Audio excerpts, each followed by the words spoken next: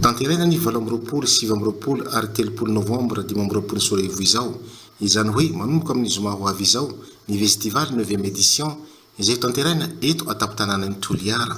raha ho an'ireo komina raha vavy lavitra ny Toliara dia efa naneo ny fahavononana hanotrona sy hanamasaka io lanonana lehibe io toy ireo ray aman-dreny sy tanora avy ato amin'ny komina Saint Augustin izay nilaza fa hiakatra eto Toliara ambonivohitra. Nisy moa ny fidinana taty fotony izay tafiditra ao anatin'ny fanomanana ny festival 9e édition. Ka festival tiatsika vezo tsika misarakady fahoany zay foko iabiaby ato tsy mandrefany samby raha fa tsika no tompony mitarikazy hanambaranareo koa zay mombamomba an'izay mba hanomana atsika ty fomana iabiaby zay atao Toliara mananaovanazy fety be tsika io tobaka toy ho avy any moa tena tsy ravando io nao ala tomobily aby nareo atao io fa zay taranatsika any tsy maintsy soatany atsika mba ho hitany vezo lahy maro ho hitany raha vavindreo aby hoe rehetra aby ny vezo zao sy no tenandreo antimo commune Saint Augustin anatiny amizay mizany pitatrano io zay mizany sarotrano zay mizany ankilibe zay teny fahatenynavato koa io antimo io zay nanentana ny zanaky ny commune Saint Augustin rehetra ireo ray aman-dreny ato an-tanàna mba ho tonga hanotrona hanamasaka io festival 9e édition. Ka aveto manentana itsika rehetra vezo tady ravinasy rey hanamafika amin'ny antsika toy ary manentana koa itsika iaby rehetra mba ho tonga amin'ny fankalazana fetitsika bevata festival enganye ty fikambana ty zany dia itsika tsy raha veritany zany hampiroborombo aby hampandroso azy mba horendanda ty fikambana vavia. Nanambara ihany koa ireo ray aman-dreny sy tanora ato amin'ny komine Manombo Atsimo fa handray anjara mavitsika amin'io festival 9e édition izay fantatra nandritra ny fanomanana na iarahana taty amin'izy ireo. Vonona zahay Manombo ny hanotsona an'izay festival zay any Toliara. Vonona zahay amin'ny lafiny fagnatanteraha ny carnaval fampisehoa ny mahafoko vezo zay de vonona zay hanjay anjara mavitsika hanao carnaval tsika hampiseho tsika ny sitoavitsika vezo amin'ny fandraisana anjara amin'ny resaka fampisehoa sehatsy ny kinetsanetsa sy ny zay talenta zay anagnatsika. Na dia lavitra aza ny komina ny Morombe distrikta ny Morombe dia nilaza ihany koa ny avy ato an-toerana fa tsy ho diso anjara amin'io festival 9e édition ho tanterahina ny 20 sy 20 ary ny 30 novambra 20 sy 20 izao ny festival 9e édition. Nahitana fihenana aloha hatreto ireo fako mivangongo eto an-tanànan'ny Toliara taorian'ny asa fanadiovana nataony eo anivon'ny komina ambonivohitra Toliara sy ireo mpiara-mombonantoka ametraka baika vaovao amin'ny fitantanana ny fako sy ny fandrindrana ny asa fanadiovana ny eo anivon'ny komina mba hialana amin'izay fivangonan'ny fako manerana ny tanànan'ny Toliara izao. Efa hatramin'ny afako maro moa zany manomboka ny asa manohy ny ramassage massif amin'ireo fako mivangongo eto an-tanànan'ny Toliara. Isarona manokana ireo opérateur sy ireo malala-tanana amin'ny fampidamana ny fitaovana. Amin'ny resaka lamina zay moa zany efa misy paikady napetraky ny fedidian'ny commune urbaine Toliara. Ny amin'ny fanalaran'ny fako isa-tokantranontsika tsirairay any avy. Fa mbola hisy ny communiqué volazaina amintsika eny anivony fahitalavitra sy eo anivony tapazotra seratsera. Manoro ireo olona manao fananina manary fako amin'ny toerana tsy tokony hanarina izany kosa dia hisy ny fepetra ho raisina amin'ireo izay tratra. Izahay eo anivony fiadidian'ny tanànan'ny Toliara dia manentana antsika vahoaky ny Toliara tsy hanavaka mba tsy hanary fako eny an-dalana fa mba amin'ireny toerana voatokana hanarinana azy ireny. hisy ny fepetra ho raisin'ny fiadidian'ny commune urbaine Toliara ho an'ireo minia manary ny fako amin'ny toerana tsy voatokana hanarinana azy zany. Tafajoro ara-dalàna ato amin'ny faritra Atsimo andrefana ny génération Y raha nifantatra ny faran'ny herinandro teo no ny fitiavan-tanindrazana tsy hiady amin'ny kolikoly no antony ijoroan'ireto tanora hoy izy reto.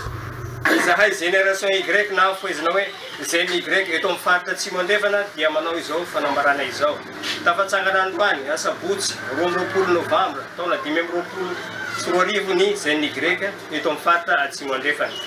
Izay manana ny statut sy récépissé ara-dalàna. Ny olona ny Gen Y noho ny fitiavan-tanindrazana sy ny antsoantsony vahoaka mba hisy vondrona tanora afaka mijoro ho feon'ny olitsy manakambara. Ny antony ijoroanay dia hanamafy ny ady amin'ny kolikoly, ny tsirariny ary ny fahangobanany hareny iroteny. Ny foto-kevitra dia hampanjaka ny fahamarinana hatrany. Ny tanjona dia hitondra anjara biriky ho an'ny fampanosoana ny firenena sy ho an'ny faritra Atsimo andrefana. Izany rehetra izany no ilazainay fa eto izahay ary eto koa izahay hiteny ary hiavy ny vahoaka hatrany. Mandray atsika izay mbola hiditra ato amin'ny fikambanana izahay. Velaverina ny Gen Y. Natolotra ny Madagascar National Parks na MNP ny fitantanana ny faritra rovan'andranomasina Bay de Ranobe ato Atsimo andrefan'ny Nosy raha nifantatra ny 1 oktobra 2024 teo. Ny Bay de Ranobe izay faridranomasina miainga avy any amin'ny commune ny Saint Augustin hatrany amin'ny commune ny Manombo Atsimo. Tsy manaiky ho fanomezana fitantanana any Madagascar National Parks io anefa ireo rehetra mpivelona amin'ny ranomasina amin'iny litoraly Atsimo andrefan'ny Nosy. Tsy nisy akory ny fifampiresafana na fankahakevitra eny fotony alohan'ny fanapahakevitra io raha ny fanazavany mpanjono toy ny ataon'ny fokotany Ambolimelaky commune ny Manombo Atsimo. Tena votoatin'ny fivoria taona eto moa mahakasika ny tatitsy avy any baka amin'ny Deredy mikasika ny handraisan'ny NMP ity Bay de Ranobe ity. Iny riaky iny dia iny no harenanay. Aeny zahay ro miaina. Ka laha ohatsy misy olo hafa hitanjaka iny dia tsy akasitrahanay zay. Ny fahaizana NMP moa mitanjaky iny ala iny fa tsy nitanjaky riaky indraiky. Ka izay mahagaganay io laha ohatsy hoe NMP koa hitanjaky riaky famelomanay fo iny dia tsy ankeninay zay raha zay. Sakafo io anala iny fa tsy vitan-jozo ny miaro azy ko lotoin-jozo koa riakinay ity. Ka noho izany ministère njoro dia miangavy an-tanandroa zahay mba haverinareo ny fanenjehanareo NMP hitazona riakinay iny. Zahay fe mihara amizay mitaray aminareo ministère njono raha nomena lalana tsy mba nisy zany ny famondrenanay vahoaky. Tsy mba misy manao zao hoe zahay avy etoa le toa ty olo hitantana riakitsika roy. Tseriky zahay fokon'olo satria tsy tokatrano mihono amy hanagnanay roy, velomamponay roy, tanindrazanay roy, izay tsy mahamety anay, mahatonga anay manohitsy tsy ankenay ny hitantanany MNP ny ranomasina Bay de Ranobe iny. Mangataky zahay aminareo ministère njono mba foaninareo ny fanomezanareo alalana ny MNP aniny Bay de Ranobe iny. Fa leo averina aminay zahay aty fotony indrindra zahay fe mihara izay fanomenareo alala raha hitantana azy manomboky tamin'ny 2007 zay ka aleo ameo anay avao. Toroky izany koa ireo mpanjono ao amin'ny fokotany ato amin'ny commune ny Belalanda miantso ny ministère njono sy ny toe-karena manga hanala ny Madagascar National Parks na MNP tsy hitantana ny Bay de Ranobe. Zahay fokotany eto Beravy anatin'ny commune rurale Belalanda dia tsy manaiky velively ny hitantanan'ny Madagascar National Park an'ity rano faridranomasina misy anay toy satria ty antony tsy nahazo fankatoava baka aminay atoy fotony tsy mba misy fankankevitsy baka toy ifotony mba nanka zay hevitsinay zany rozy fa tonga de bakany avao zany na zahay nahazo fankatoava hitranjaka ny ranomasina iny Bay de Ranobe fa tonga de mirotraky bakany avao hoe zahay hitantana raha toy. Ka noho izany dia lavinay marindrano zahay fokon'olo eto Beravy ny hitantanan'ny Madagascar National Park an'ity ranomasina zay misy anay ity. Ala iny azaka tsy voambiny, sakafo io zay tsy ambindrozy tsy vohandraky ranomasina zay tsy haindrozy ty mifandeha ity roho tantanindrozy ka zahay zany tsy manenky ny hitantanany Madagascar Parc National iny ranomasina misy anay. Koa eto zany zahay dia manao antsoavo amin'ny ministèran'ny Jono Monsieur Jaco mba hanafoana le didy azahoandrozy mizire any ranomasina be de ranobe io. Ny ampiraindray ny fotodrafitrasa misy ao amin'ny toeram-pitsabony ireo mpiasa tsy miankina amin'ny fanjakana eto Tomasina na OMSI vita ny fotodrafitrasa trano lehibe iray misy rihana antsoina hoe bloc technique. Asiana karazana fitaovam-pitsabona maro toy ny scanner numérique, radiographie, échographie, mammographie, fitiliana aretina natokana ho an'ny nono ary dentisterie ity fotodrafitrasa vaovao ity.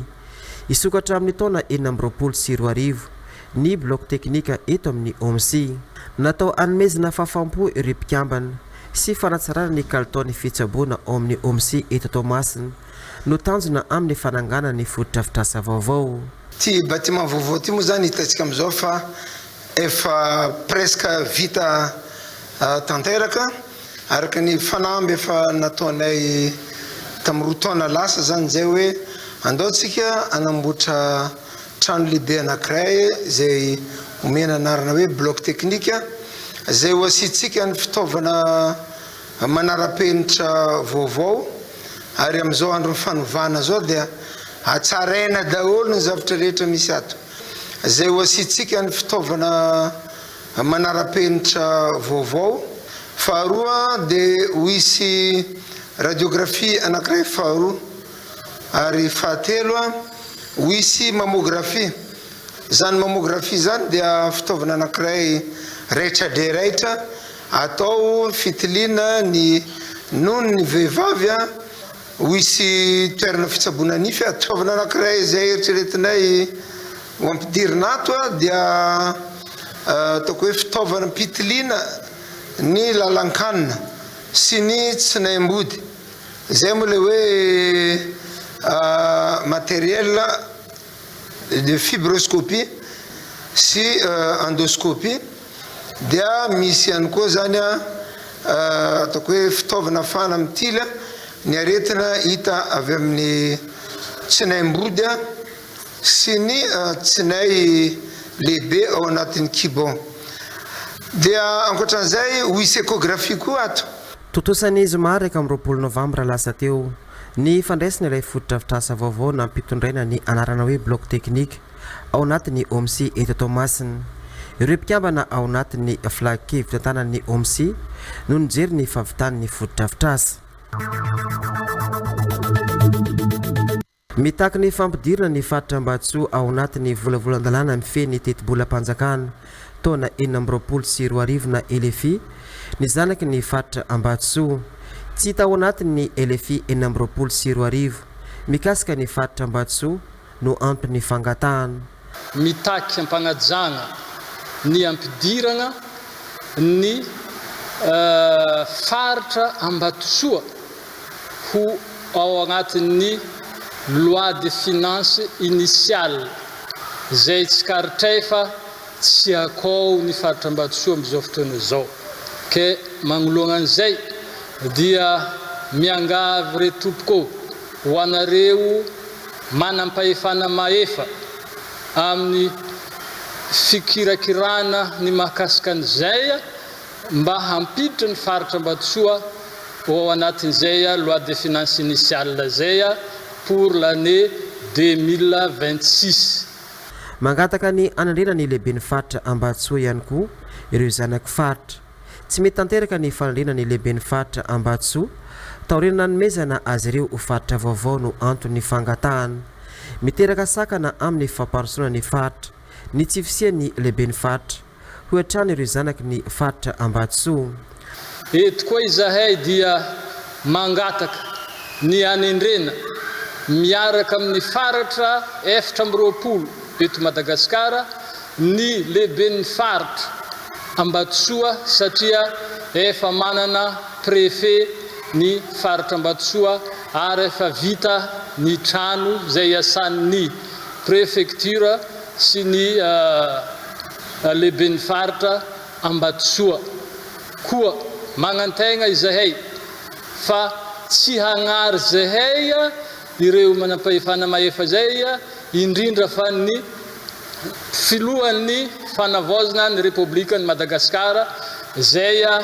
toananay satria manantena novana ny faritra Ambatsoa ary tsy ho taraiky koa amin'ny fampandrosoana. Nanao fanambarana ireo zanaky ny faritra Ambatsoa ahitana zanaky ny Mananaravaratra sy Maroantsetra monina eto Tomasina ny alakamisy 20 Novambra lasa teo. Mitombo isa ireo olona manana ny CNDRAS eto Tomasina. Tsy voaporofo mazava nefa fa tena CNDRAS ireo karazana alika misy mikarakara manokana ireo eto Tomasina.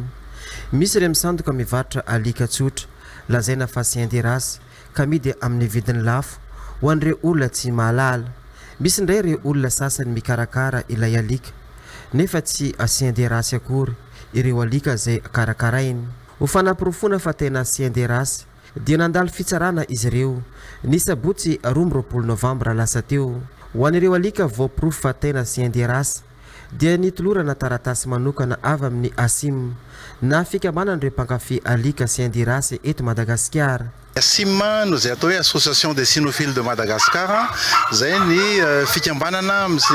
mitatana ny chien de race eto Madagasikara. Ny ASIM moa nanomboka tamin'ny taona 2024 tafiditra ao anatin'ny Fédération Cynologique Internationale dia dikan'izany dia zay pedigree rehetrarehetra mivoaka eto Madagasikara dia manandanja eran'izao tontolo zao. Betsaka ny olona mpakafy chien de race eto Tomasina ary no nifangatahany ireo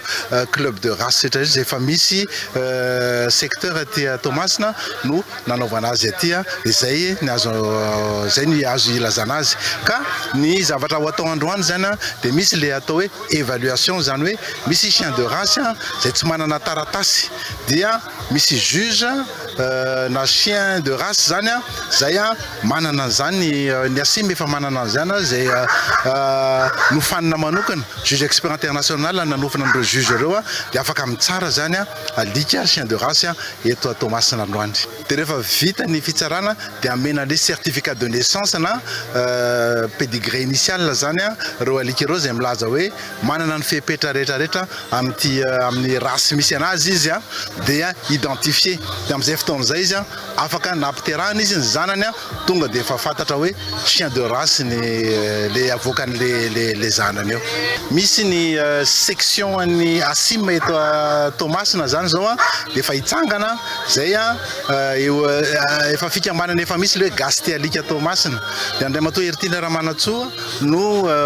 mitatana zany eto Tomasina. Tao amin'ny se Christian Tahitikely no nantanterana ny hetsika ny sabotsy lasa teo. Mangataka ny amarena ny fampiasana ny fahazondalana mitondra fiara vita amin'ny baotra na carton teo aloha ireo syndicat-ny sekoly mpampianatra familiana fiara eto Tomasina. Tsy mahafeno ny fepetra amin'ny biometrika azy. Ny fahazondalana mitondra fiara biometrika ampiasaina eto amintsika ankehitriny. Hoy izy ireo. Ny biometrika azo lazaina biometrika io fa nefa kosa zay rehefa mijery tsy mahafeno fepetra maha biometrika anazy mba ho avadika permis carton ny taloha satria na ny permis international atsika de carton fa ny permis biometrika atsika amizao io nefa tsy ankatoavin'ny firenena ivelany izy io satria antony tsy mahafeno an'le fepetra maha permis biometrika anazy. Ny capacité tompoka de ho an'iregny cyclopusy na mpitondra tuk-tuk no mena capacité na taxiville fa ny permis de conduire de tokony mipetraka maha permis de conduire anazy. Dia zay zany mahatonga zay eto magnamafy zay teny efa voalaza tany Antananarivo hoe ho takinay avereno carton satria efa henonay miodiody amin'ny fitondram-panjakana le orinasa mpamokatra biometrika fosika io anampitambo hoe mbola tia anohy an'le asa nefa tsy mamaly ny filany vahoaka malagasy. Tsy mahafeno fepetra an'io biometrika io dia tsy misy akory zay fitaovana fitiliana an'izy io hatramin'izao fa dia mandeha ho azy eny e.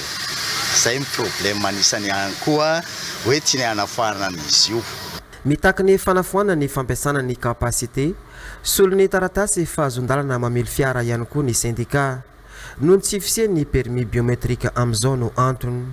ity faran'izay natao solo ny permis biometrika vonjomaika tokony misy ny lamina vaovao sy fitsinjarana ny fanamboara rehefa azon-dalana mitondra fiara hoetrany ny syndicat eto Toamasina. Tsy be dia be ireo tanora very asa satria mitondra permis original anazy izy dia efa tonga any amin'ny centre matriculateur dia jerevana lasa mivadika provisoire dia hoentina amin'ilay patron igny amin'ilay société dia tsy eken'ilay société tsy raisin'ilay société izy satria antony tsy ankatoavin'olona le permis provisoire tsy dia manana lanjany na valerany izy nefa andoavan'ny vahoaka malagasy vola be ohatran'izany zany le izy koa zany tsy natao permis provisoire koa lasa mbola hoe capacité provisoire. Ny permis de conduire raha tena vrai izy lazaintsika hoe biométrique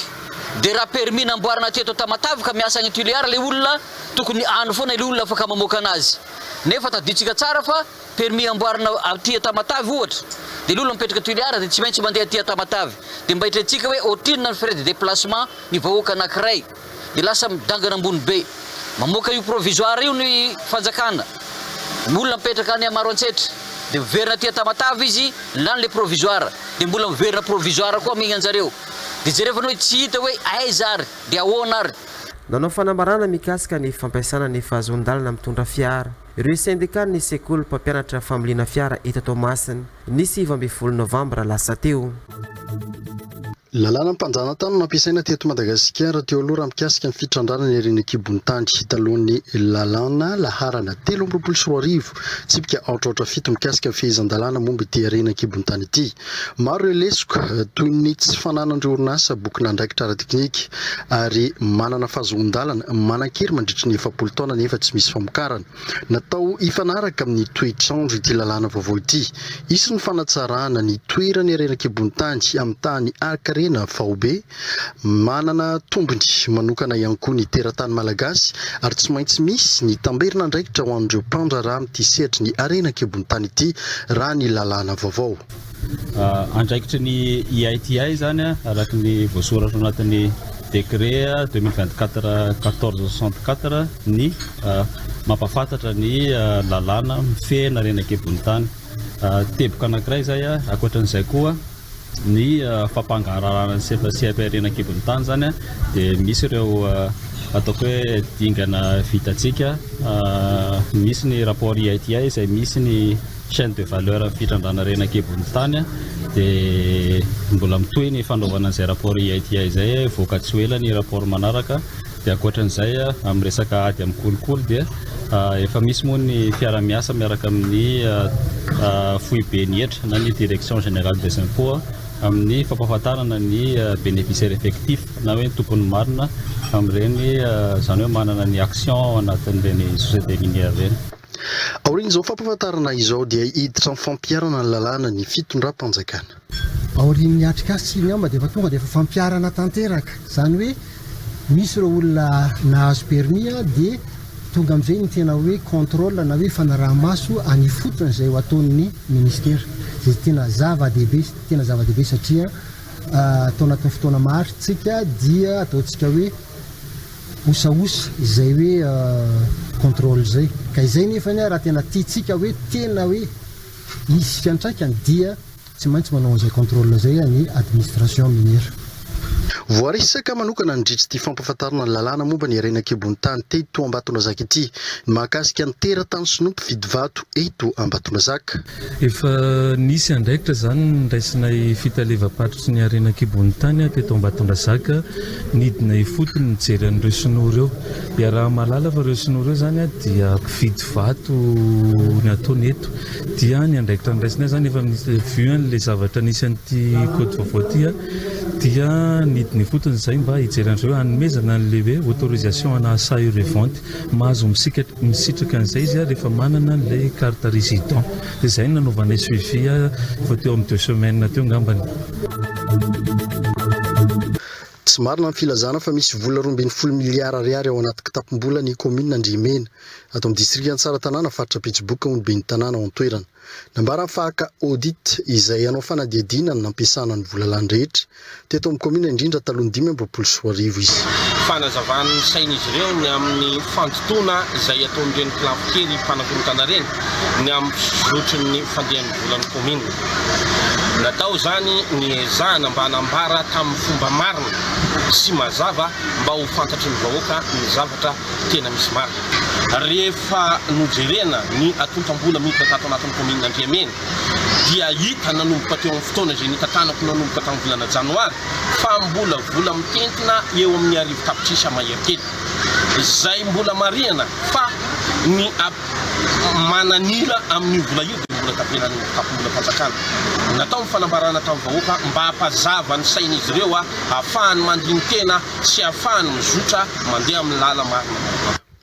Manoloana ireo fitakiny mpanao fihetsiketsena ny amfanisorana ty ben'ny tanàna amin'ny toerany ty indrindra makasika ny olana fifidianana dia mitondra fanazavana filoha lefitry ny fiombona ny ben'ny tanàna eto Madagasikara fa leo ny fitsarana no hanapaka izany. Ilay vahoaka manao fitakina dia vahoaka fitsarisy eo manodididina ny 3 eo ny foana isorana n'Andriamanitra fa tony dia tony ny vahoaka n'Andriamena nanatrika izany zay vahoaka maro anisy nanaovany ben'ny tanàna n'Andriamena tatitra teto amin'ny renivohitry ny commune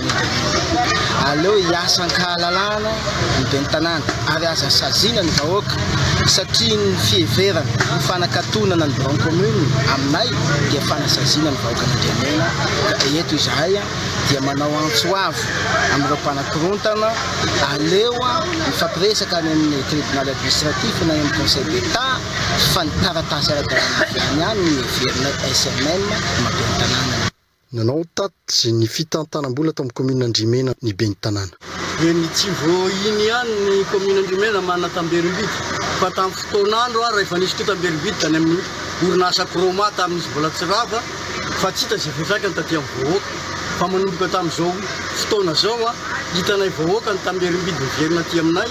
na ny fahazavana na ny fanampiananay amin'ny araka ambulance zay mihitsy zany vao hoe mba miaina miarena ao aminazy ny vahoaka fa tsy miondaka arena vony teo aloha.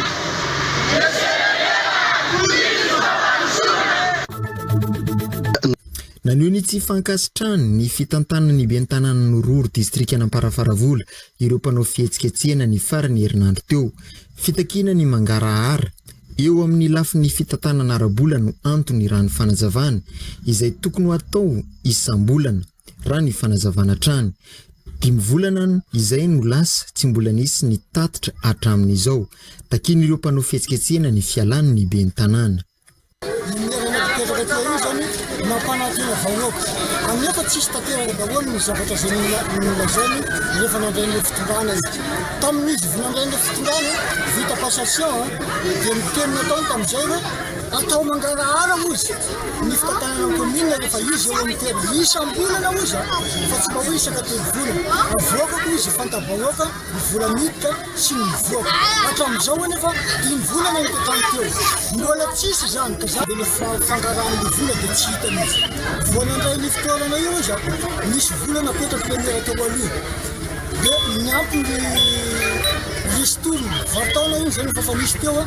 mbola niampy ny vola le niraisiny tamin'le nandray ny fitondràna hatramin'izao tsisy dia ohatrany malahelina vahoaka satria ohatrany lanilany foana ny volan'le vahoaka amin'le commune zany. Nanambara ny ben'ny tanàna ao anatin'ny commune Nororo fa filambaniny ary erisetra eo ihany koa ny fanakorontanana izao ataony ireto mpanao fihetsiketsena ireto. Misy ny olona mijery ny zava-bitanao mijery ny fihetsika ataonao ny itiavany anao sy ny itiavany anao fa misy kosa reto le karazan'olona fahatelo zay tsy hiova mihitsy rehefa ankahalanao izy dia tsy ho tiany ianao na ho vintany na ho vindanitra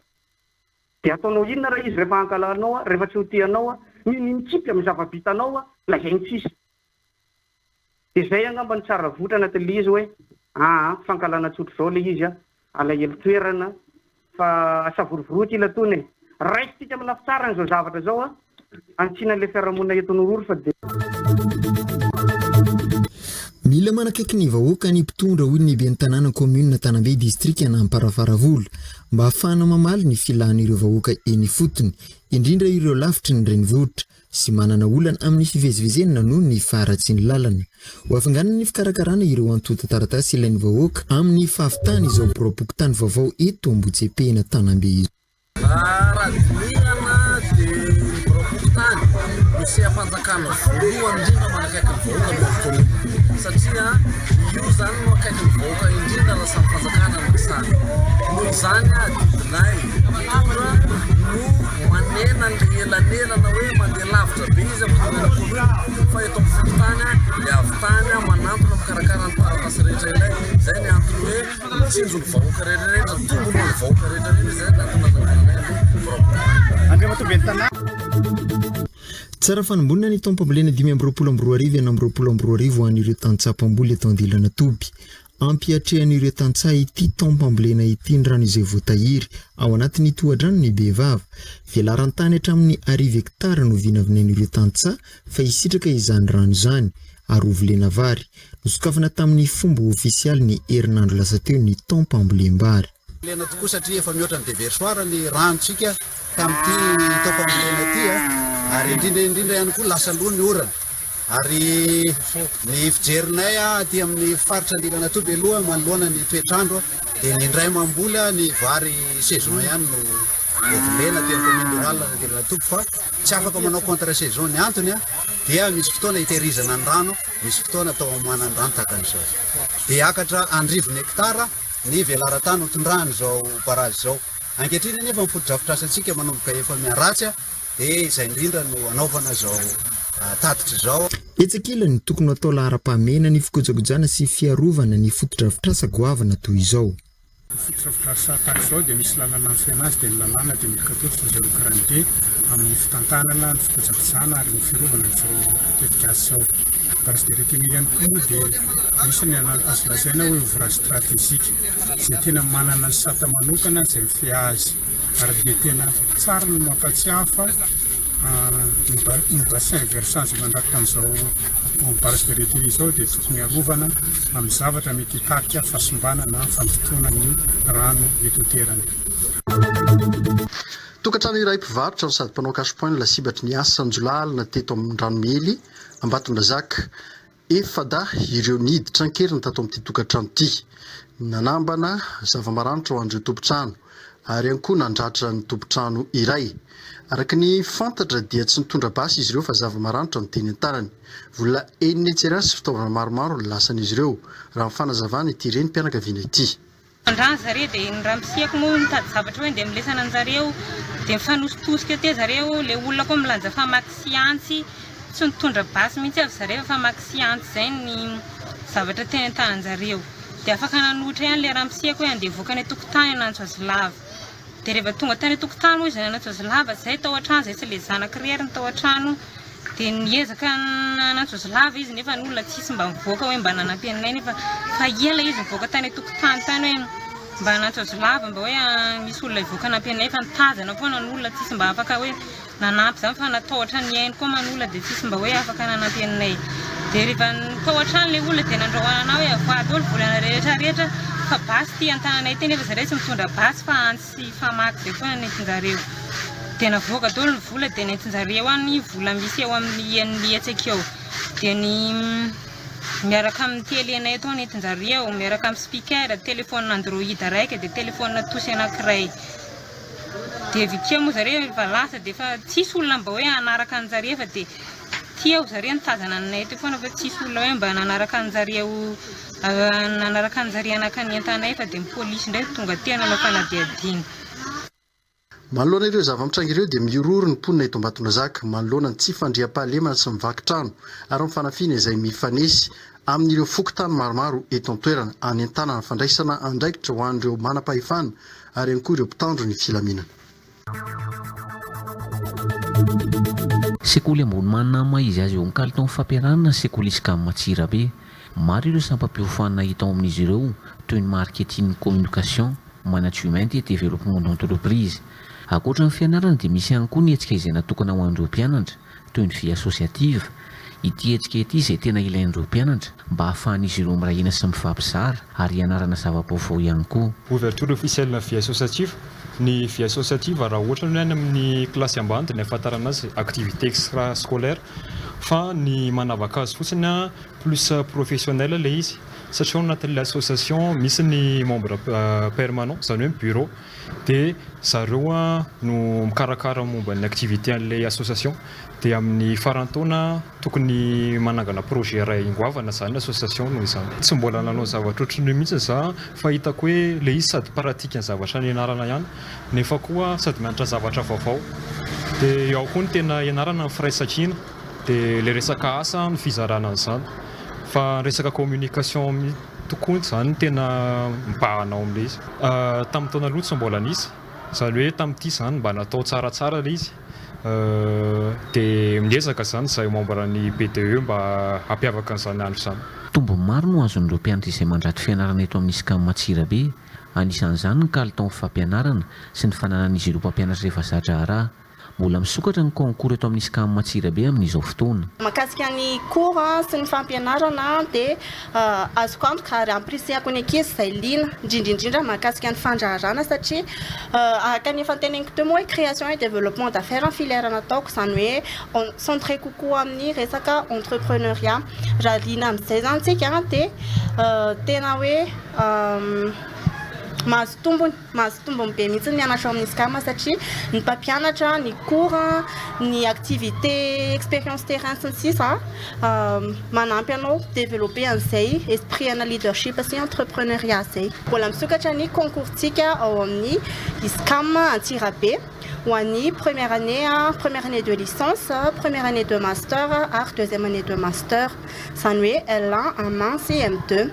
Liana mahakasika an'izay nareo afaka mandalo amin'ny campus Iskam Antsirabe en premier étage immeuble Niavana eo Antsarasotra na ihany koa afaka miantso anay. Nasipa hanamboarana ny tetezana eto amin'ny Fokotany Ampandrotrarana eto amin'ny commune Navinankarena, district Antsirabe faharoa. Efa ny taona maro no tsy nisy fikitiana ity tetezana ity raha ny nambanareo poniny ety an-toerana. Ity tetezana ity anefa ny miantoka ny fifandraisana amin'ireo commune eto amin'ny manodidina ary fivezivezen'ny tantsaha ihany koa amin'ny famoahana ireo vokatra. Commune roa no mifamezivezy eto Vinankarena Ambotsomanova. Misy an'ireny camion reny mandalo mitondra hazo teraka fahasombany zany. Miezaka foana moa ny commune zany tsy mijanona manao tetikasa arakaraka ny zava-misy eo am-pelantanany. Eo ihany koa moa fananana an'ireto vahoaka mafilotra reto izay sorina PTP fa atson'andro ireo dia andro atson'alina dia alina manampy ny ben'ny tanàna sy ny mpiara-miasa rehetrarehetra. Dia betsaka ny tetikasa mbola atao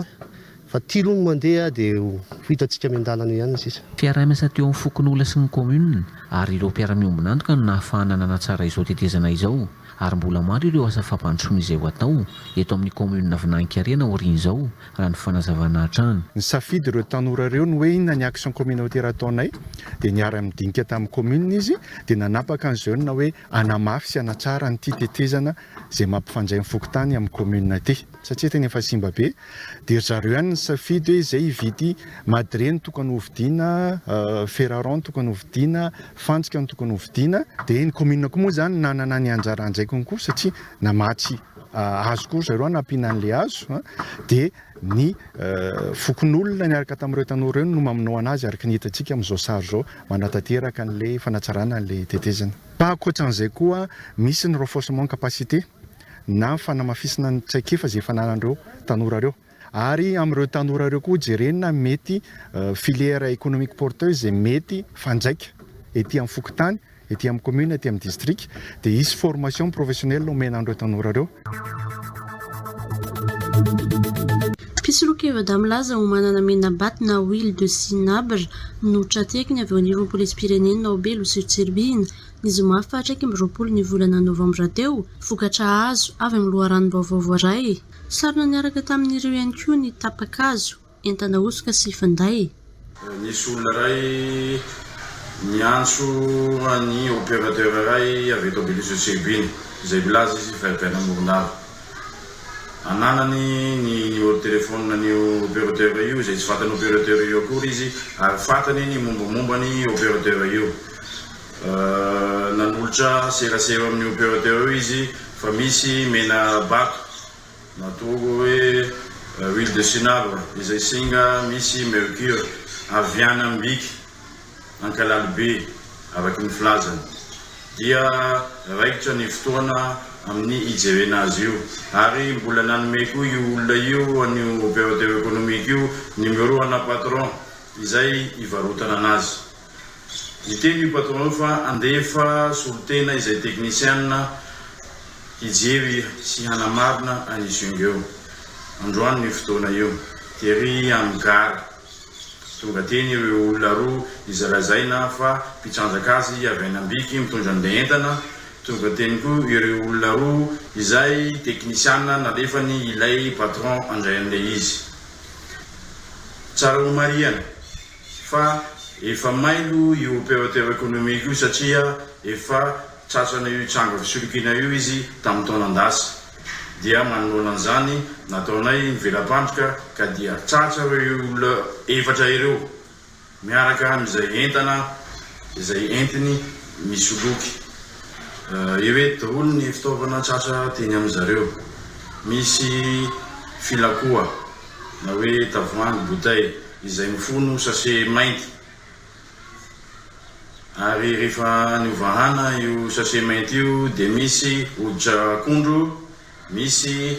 fotaka dia misy ranona zavatra mainty ao anatiny izay lazaina hoe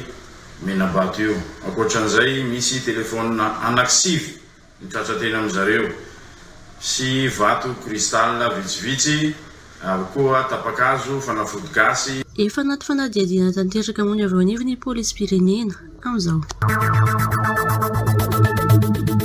fipetra voalohany horaisina ny fanesorana ireo olona monina ao anaty ala ao amin'ny komina Masoarivo misy ny paikady efa napetraka anatanteran'izany voarenina amin'ny alalan'ny fambolekazo ihany koa ny ala potika le ala izany hoe le mahapotika le ala tamin'ny taona lasa roandreo le ala misy agny amin'ny 50 hectara dia zao lazaina fa hoe moka izay le fandehany esorany fanjakana malagasy isotra ny ministre ny environnement isotra ny FDS ato mena be izay tatsika andreo ny FDS ato amin'ny ONG ny mpiasany dred ny environnement tonga hiaro antsika amin'ny oalantsika io zany tsisy fanavakavahana fa zay rehetra mipetraka ao anaty ala mikisaka raha ohatra hoe tsy misy toerana apetrahany malalaka ny any abezeka dia mamangemaka any abezeka izy fa tsisy resaka inino fangatanay tsotra zay ala rehetra efa nandaniany fanjakana vola tamin'ny 2024 dia ambolenay hazo amin'izay mba misy souvenir ty misy hazo tsisy afa misy fitraikany amin'ny tsy fandriam-pahalemana ny fahasombany aly satria rehefa rava ny ala tsisy ny rano hamboliana reto olona reto everina hoe efa miverina amin'ny lao ny fiarahamonina efa miverina tanàna avy vahoaka tsy milefalefa tsony tsisy mangalatra tsony hanao inona izy ireo sanatrika tsy miasa tsy amboly dia tsy maintsy angalatra ihany ka raha ohatra mesure en amont zany no ilazana teny français zany dia hoe soloina lavitra mialoha lavitra ny tsy fandriam-pahalemana nina ny fomba atao haingana indrindra dia atao zay hampisy ny rano norana dia amin'izay mamboly ilay olona dia aleo arovana miala amin'izay azo antoka kokoa ny hitazomana ny fandriam-pahalemana maharitra amin'ny distrikany Beloa sy Tserobia. Manoloana ny fampitena ny atiala atao Beloa sy Tserobia dia tsy mitazana fotsiny ny ministère tontolo iainana sy fampitena lohan-drafa tady hevitra mitady ny vahaolana mba ahafahana hitantana sy hiavy maharitra ny atiala atao Beloa sy Tserobia indrindra ka izao ny antony natonga ny antsika endrika manomboka androany zao ny atao moa dia isy ny fidinana eny fotony iarahana amin'ny ireo tanora vahoaka sy ny ONG izay taretin'ny ministère tontolo iainana sy fampitena lohan-drafa mamoana ny ministère fiainana amin'ny alalan'ny fanomezana vatsy ho an'ireto tanora anomboka amin'ny vahoaka izay niazo tamin'ny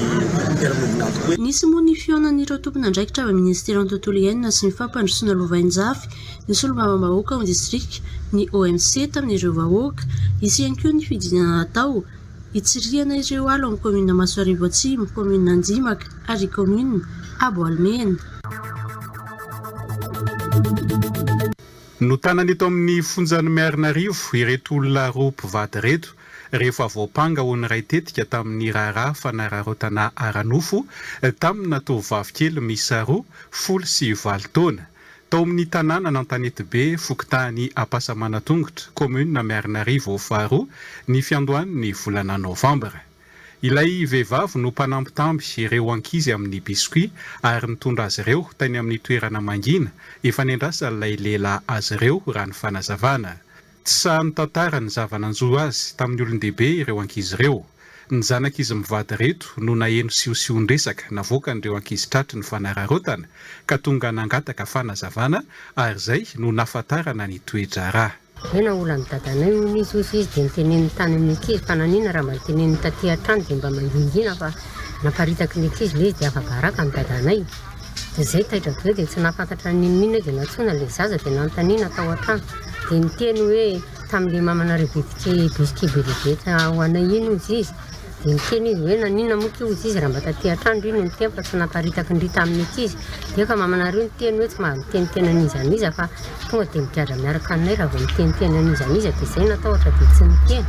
Dia nety nahitana amin'ny dokotera ilay ankizy dia tonga tany dia hoe naratra dia nalefa ny tanan'ny dokotera tany amin'ny Marinarivo. Dia rehefa tonga tany amin'ny Marinarivo indray zay dia nijeren'ny dokotera lehibe dia nampadiany fanafody dia nanao taratasy dia hoe raha pitsan'ny folo izy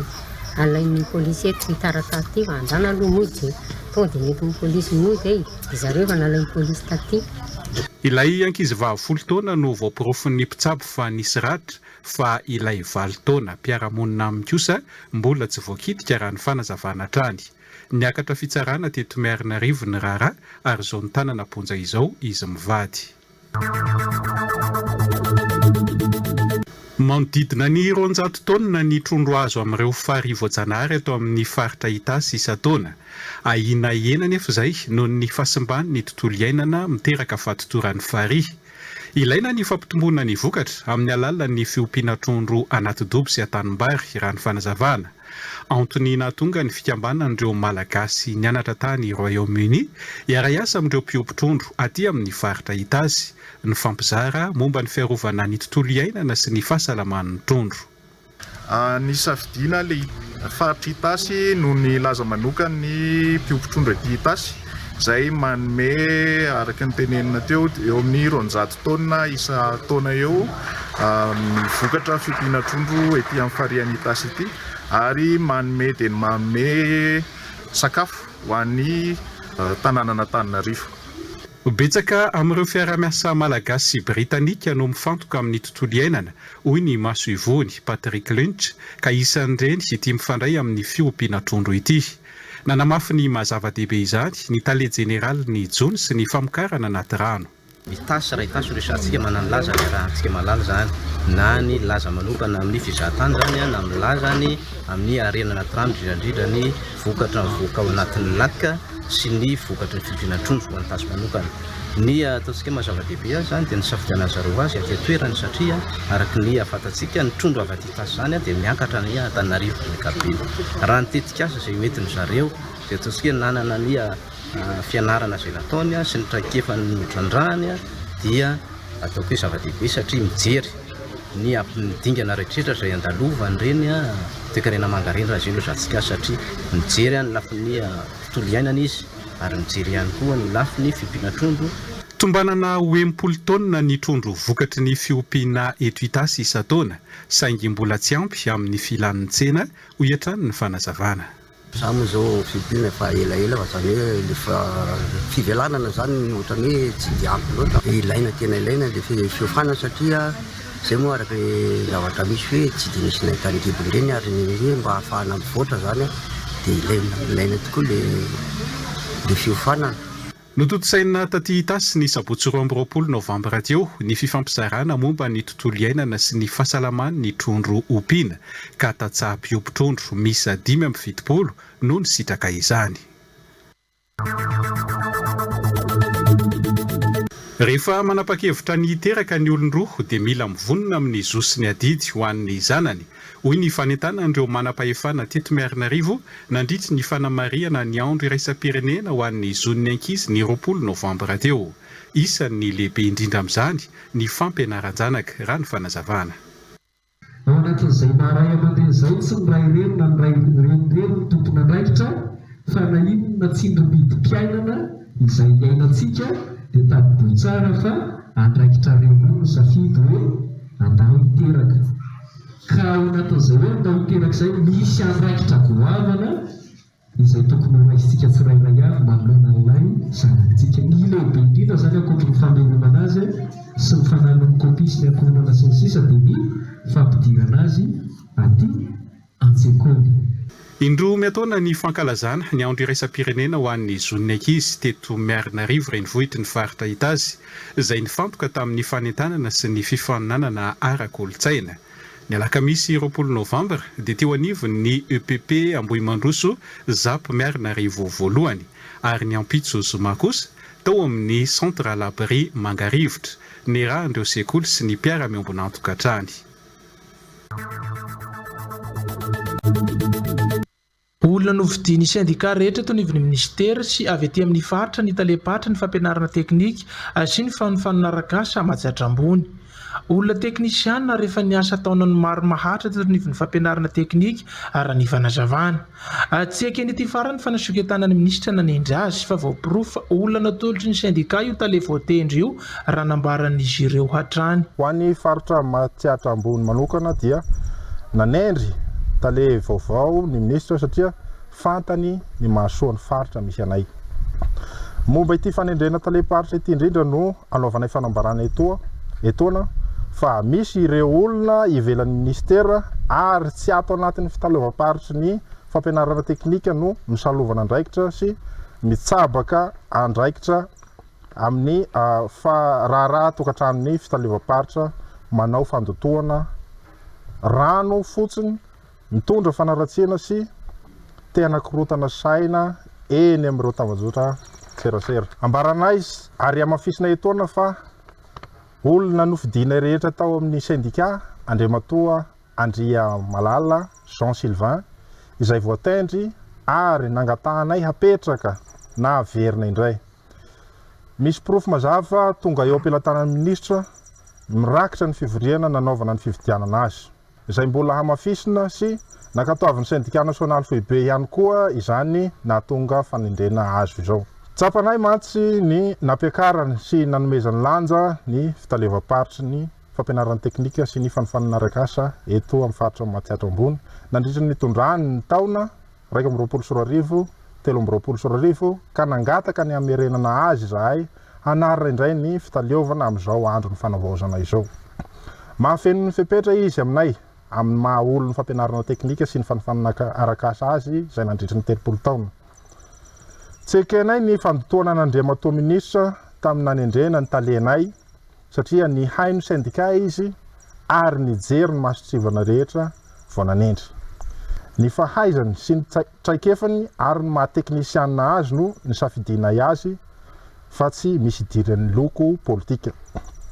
Noho ireo anton'ireo dia miangavy ireo tsy ato anatin'ny fianakaviaben'ny fampianarana teknika sy ny fanofanana arakasa izahay mba hanaja ny safidinay ka tsy hitsabaka na hitondra fanaratsiana amin'izao hetahetanay mitondra fampandrosoana sy fiovana ato anatin'ny departementa ministerialy misy anay izao. Nitafa tamin'ny mpanao gazety androany ireto mpampianatra sy mpandrahara eto ny fitalevam-paritra teknika sy ny fanofanana arakasa Mahatsatra ambony. Tsy ara-dalàna ny fanomezana 27 ora nomen'ireo milaza ho fikambanana miasa ao anivon'ny stansiona Manakazin-drano amin'ny tokony hialan'ireo mpitatana. Olona tapidalaka ireo mpanakorotana ny fandaminana izay iarany be sy ny maro eto anivon'ny stansionement hoy izy ireo. Fehezin-dalàna ny fampitondrana atao ny toerana fa tsy isy ny baranany mihitsy ny fitantanana ato raha ny fanazavana. Dia rehefa isy ve ny fanovana na ny olona manao ny ara-dalàna ve dia ohatrany tsy manao ny ara-dalàna. Manarakarak' izany koa tsy vitan'izay fa ohatrany tapidalaka lehamba ny sasany dia mahita zavatra ho foronina ka ao ny sasany manao hoe antivarotra ka na 200 isan'andro. Ity ange fikambanany zony mpikambana manao an'izany zavatra zany satria entina mafana ny ato, entina famangina ny mpiteraka, entina mangina ny marary amin'ny hopitaly ka ny anay teny tsotra fotsiny reny a izy ny manao hoe anome 72 heures miandry anay